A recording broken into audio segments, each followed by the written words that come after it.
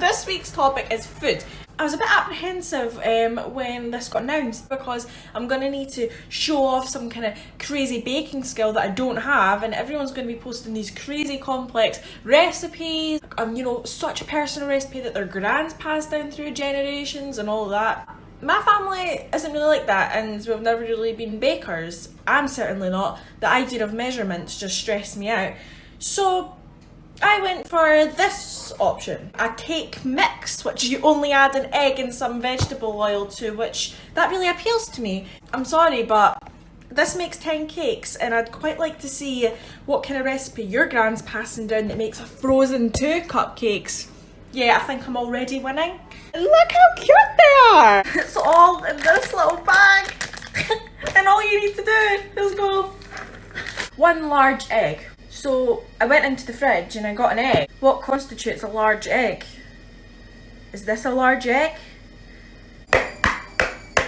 Oh, it's wet. Okay. Oh, I've got shell in it. Who said that was easy? Luckily, the shell landed in the power jar, so we're all good. Apart from that.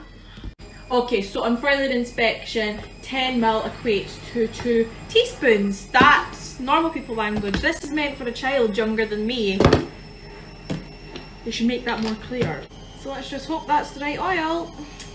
Oh no, I don't have a steady hand, Do you hear that? Do you hear that noise? Yeah. That's the washing machine messing up my baking video!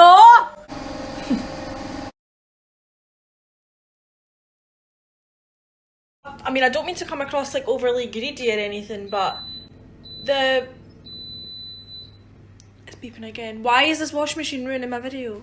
There's not a lot of mixture in each of those cases. I'm a bit worried. I mean, I don't think portion-wise that's going to do me. I know these cakes are meant to be for children, but I mean, surely they need to, you know, cater for the 17-year-olds can't bake category as well. This is the kind of market they should be targeting that to, and I just don't think they are. So I'm now going to take it upon myself to showcase a crucial part of this whole process, which isn't in the YouTube videos. It's doing dishes. No one shows this part. So I'm now debating whether I've burnt them or they're just chocolate. I've not filled one of the cases. I've not filled one of the cases. We're just gonna... Okay.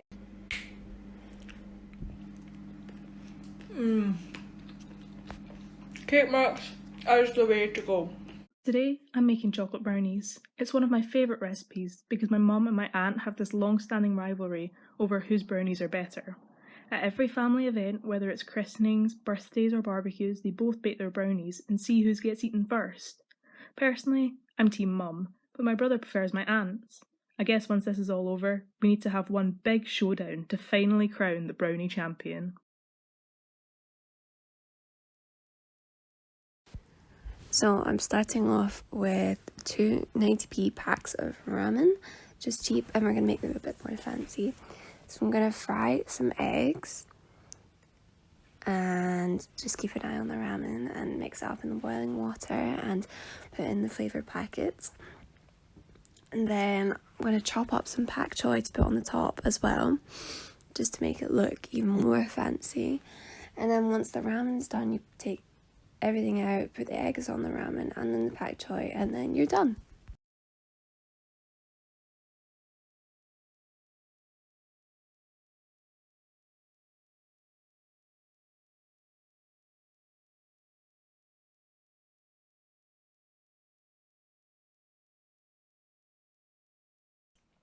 Okay, time to make some breakfast.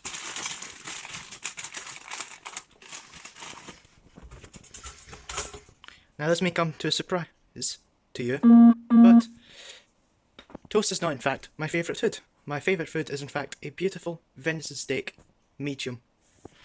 Now, there's a variety of reasons I like it. 1, I like the taste of it. 2, because I've actually been to the countryside and went and looked for deal with my uncle. And this reminds me of those times, and it was... eating venison steak just sometimes reminds me of that.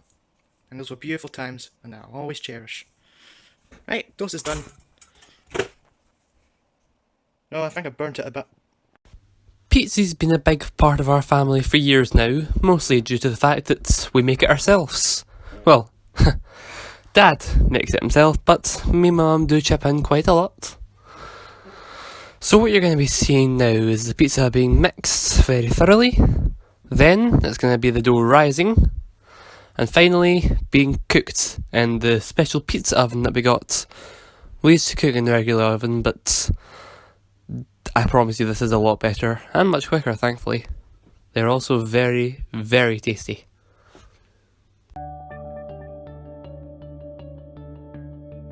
During quarantine, I have decided to bake more, which I usually wouldn't have time for, and it's been very educational because I've realised that I'm not bad at baking.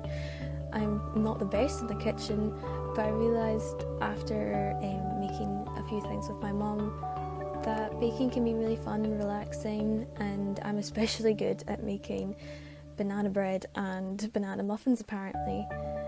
So yeah, I would really like to continue baking after quarantine, but I'd also like to maybe move on to more healthy options.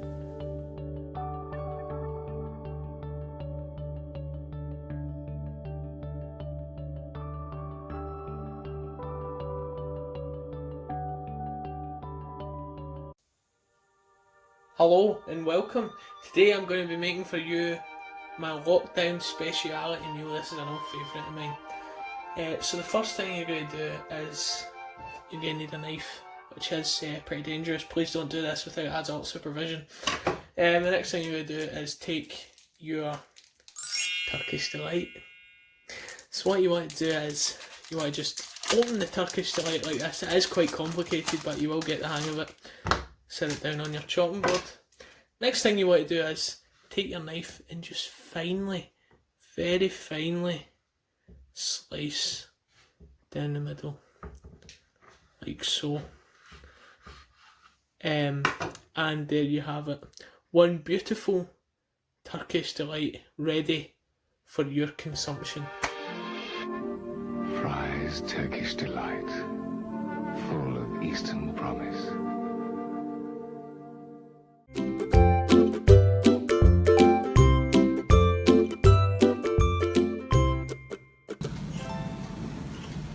In lockdown, I've really been missing going out for food with my friends. I can't really cook much, but I like to make snacks. So I cut an apple up and then add a bit of peanut butter. It sounds kind of disgusting, but it's really nice.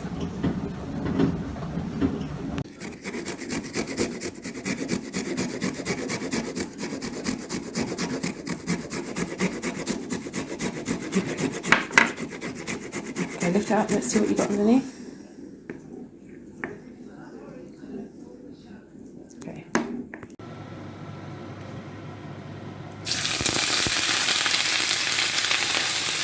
And the ones on the chopping board as well.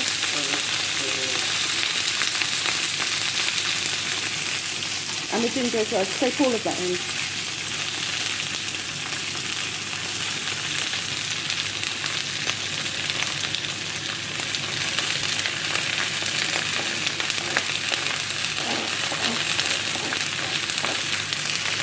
I'm going to give it a stir.